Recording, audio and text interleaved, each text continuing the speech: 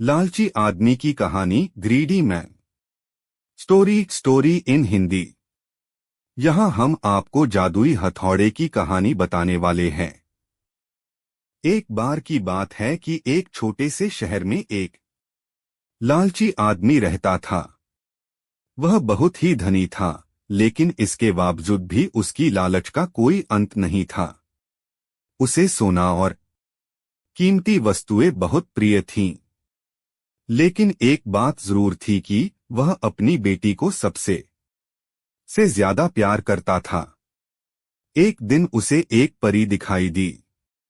जब वो उसके पास आया तो उसने देखा कि पेड़ की कुछ शाखाओं में परी के बाल फंस गए थे। उसने उसकी मदद की और परी उन शाखाओं से आजाद हो गई। लेकिन जैसे जैसे उस लालची आदमी का लालच बढ़ता गया, उसने महसूस किया कि उसके इस मदद के बदले में एक इच्छा मांगकर उसकी मदद करके वो आसानी से अमीर बन सकता है।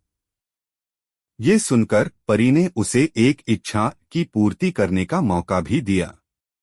ऐसे में उस लालची आदमी ने कहा कि जो कुछ मैं छू वह सब कुछ सोना हो जाए। बदले में ये इच्छा को भी उस परी ने पूरी कर दी थी।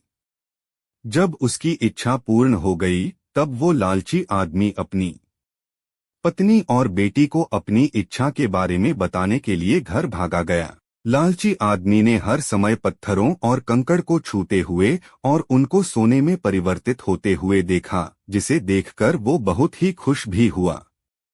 घर पहुंचते ही उसकी बेटी उसका अभिवादन करने के लिए दौड़ी। जैसे ही वह अपनी बेटी को अपनी बाहों में लेने के लिए नीचे झुका, वह एक सोने की मूर्ति में बदल गई।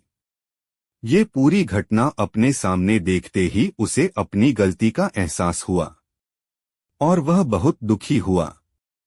लालची आदमी काफी जोर से रोने लगा और अपनी बेटी को वापस लाने की कोशिश करने लगा। उसने परी को खोजने की बहुत कोशिश की, लेकिन वह उसको कहीं पर भी नहीं मिली। उसे अपनी मूर्खता का एहसास हुआ, लेकिन अब तक बहुत देर हो गई थी।